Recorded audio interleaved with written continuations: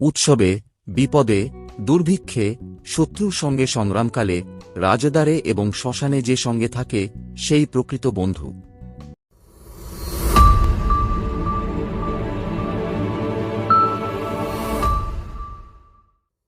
উপায়জ্ঞ মানুষের কাছে দুঃসাধ্য কাজও সহজসাধ্য।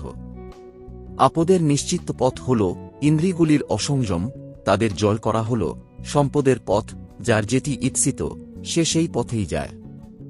আদর দেওয়ার অনেক দোষ, শাসন করার অনেক গুণ, তাই পুত্র ও শিষ্যকে শাসন করাই দরকার, আদর দেওয়া নয়। আকাশে উড়ন্ত পাখির গতিও জানা যায়, কিন্তু প্রচ্ছন্ন প্রকৃতিকর্মীর গতিবিধি জানা সম্ভব নয়। অহংকারের মতো শত্রু নেই।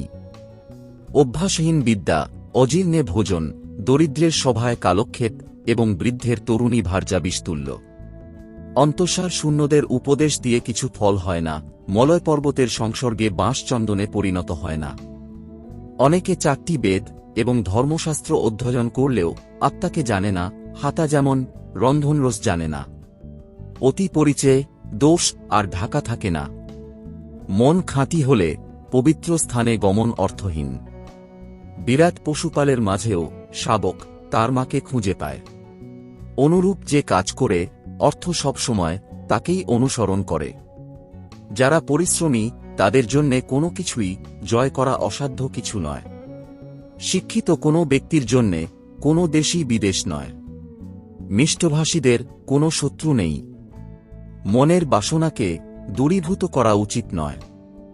এই বাসনাগুলোকে গানের গুঞ্জনের মতো কাজে লাগানো উচিত।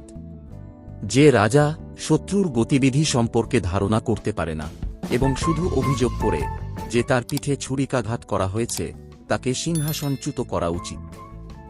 বালক, বৃদ্ধ, যুবা, যেই হোক না অতিথি, গুরুজ্ঞান তারই সেবা, গৃহস্থের রীতি। 3টি বিষয়ে সন্তোষ বিধেয় নিজের পত্নীতে, ভোজনে এবং ধনে। কিন্তু অধ্যয়ন, জপ আর দান, এই 3 বিষয়ে যেন কোনো সন্তোষ না থাকে।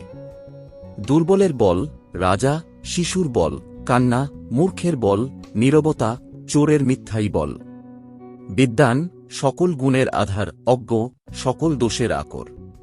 তাই হাজার মূর্খের চেয়ে একজন বিদ্বান অনেক কাম্য। নানাভাবে শিক্ষা পেলেও দুর্জন সাধু হয় না। নিম গাছ যেমন আমূল জলসিক্ত করে কিংবা দুধে ভিজিয়ে রাখলেও কখনো মধুর হয় না। সুবেশভূষিত মূর্খকে দূর থেকেই দেখতে ভালো, যতক্ষণ সে কথা না বলে ততক্ষণই তার শোভা, কথা বললেই মূর্খতা প্রকাশ পায়। সত্যনিষ্ঠ লোকের অপ্রাপ্য কিছুই নাই। শাস্ত্র অনন্ত, বিদ্যাও প্রচুর। সময় অল্প অথচ বিঘ্ন অনেক। তাই যা সারভূত তারই চর্চা করা উচিত। হাঁস যেমন জলমিশ্রিত দুধ থেকে শুধু দুধটুকুই তুলে নেয়, তেমনি যে গাভী দুধ দেয় না, গর্ভ ধারণও করে না, সে গাভী দিয়ে কি হবে? যে বিদ্বান ও ভক্তিমান নয়, সে পুত্র দিয়ে কি হবে? যে অলস, অলব্ধলাভ তার হয় না। যারা রূপযৌবন সম্পন্ন এবং উচ্চকুলজাত হয়েও বিদ্যাহীন, তারা সুবাসহীন পলাশ ফুলের মতো বেমানান। যশবানের বিনাশ নেই, মৃত ভোজনেই স্বাস্থ্যলাভ হয়। ভোগবাসনায় বুদ্ধি আচ্ছন্ন হয়। বিষ থেকেও অমৃত আহরণ করা চলে, মলাদি থেকেও স্বর্ণ আহরণ করা যায়, নীচ জাতি থেকেও বিদ্যা আহরণ করা যায়, নীচকুল থেকেও স্ত্রীরত্ন গ্রহণ করা যায়। বিনয়ী সকলের ভূষণ। বিদ্যা ব্যতীত জীবন ব্যর্থ। কুকুরের লেজ যেমন ব্যর্থ, তা দিয়ে সে গুহব্য অঙ্গ গোপন করতে পারে না, মশাও তাড়াতে পারে না। বিদ্যাবত্তা ও রাজপদ এ দুটি কখনো সমান হয় না। রাজা কেবল নিজ দেশেই সমাদৃত, বিদ্বান সর্বত্র সমাদৃত। পুত্রকে যারা পড়ান না, সেই পিতামাতা তার শত্রু। হাঁসদের মধ্যে বক যেমন শোভা পায় না, সভার মধ্যে সেই মূর্খ তেমনি শোভা পায় না। পাপীরা বিক্ষোভের ভয় করে না। ধর্মের চেয়ে ব্যবহারই বড়। দুষ্টা স্ত্রী, প্রবঞ্চক বন্ধু, দুর্মুখ ভৃত্য এবং সর্পগৃহে বাস মৃত্যুর দ্বার, এ বিষয়ে সংশয় নেই। দুর্জনের সংসর্গ ত্যাগ করে সজ্জনের সঙ্গ করবে। অহরাত্র পুণ্য করবে, সর্বদা নশ্বরতার কথা মনে রাখবে। দারিদ্র্য রোগ, দুঃখ, বন্ধন এবং বিপদ সবকিছুই মানুষের নিজেরই অপরাধরূপ বৃক্ষের ফল। গৃহে যার মা নেই, স্ত্রী যার দুর্মুখ, তার বনে যাওয়াই ভালো, কারণ তার কাছে বন আর গৃহে কোনো তফাৎ নেই। গুরু শিষ্যকে যদি একটি অক্ষরও শিক্ষা দেন, তবে পৃথিবীতে এমন কোনো জিনিস নেই যা দিয়ে সেই শিষ্য গুরুর ঋণ শোধ করতে পারে। খেয়ে যার হজম হয়, ব্যাধি তার দূরে রয়। কর্কশ কথা অগ্নিদাহের চেয়েও ভয়ঙ্কর। 100 মূর্খ পুত্রের চেয়ে একটি গুণী পুত্র বরং ভালো। একটি চন্দ্রই অন্ধকার দূর করে সকল তারা মিলেও তা পারে না।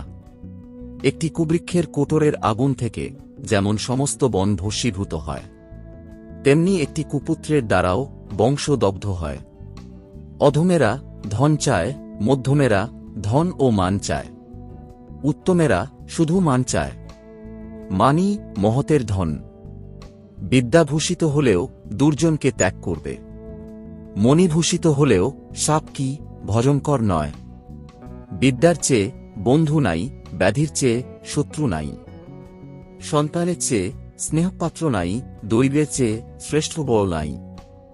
আড়ালে কাজের বিঘ্ন ঘটায়, কিন্তু সামনে ভালো কথা বলে, যার উপরে মধু কিন্তু অন্তরে বিষ, তাকে পরিত্যাগ করা উচিত। 5 বছর বয়স অবধি পুত্রদের লালন করবে, 10 বছর অবধি তাদের চালনা করবে, 16 বছরে পড়লে তাদের সঙ্গে বন্ধুর মতো আচরণ করবে। 20 থেকে সুধা, নোংরা স্থান থেকে সোনা, নীচ কারো থেকে জ্ঞান এবং নিচু পরিবার থেকে শুভলক্ষণা স্ত্রী, এসব গ্রহণ করা সঙ্গত। বইয়ে থাকা বিদ্যা, পরের হাতে থাকা ধন একই রকম। প্রয়োজনকালে তা বিদ্যাই নয়, ধনী নয়। গুণহীন মানুষ যদি উচ্চ বংশেও জন্মায়, তাতে কিছু আসে যায় না। নিচকুলে জন্মেও যদি কেউ শাস্ত্রজ্ঞ হয়, তবে দেবতারাও তাকে সম্মান করেন। পরস্ত্রীকে যে মায়ের মতো দেখে, অন্যের জিনিসকে যে মূল্যহীন মনে করে এবং সকল জীবকে যে নিজের মতো মনে করে, সেই যথার্থ জ্ঞানী। হাতি থেকে 1000 হাত দূরে, ঘোড়া থেকে 100 হাত দূরে, শৃঙ্গধারী প্রাণী থেকে 10 হাত দূরে থাকবে। অনুরূপ দুর্জনের কাছ থেকেও যথাসম্ভব দূরে থাকবে। একটিমাত্র পুষ্পিত সুগন্ধ বৃক্ষে যেমন সমস্ত বন সুবাসিত হয়, তেমনি একটি সুপুত্রের দ্বারা সমস্ত কুল ধন্য হয়। চাণক্যের নীতি বাণীগুলো নিয়ে ভিডিওটি কেমন লাগলো তা কমেন্ট করে আমাদের জানাতে ভুলবেন না।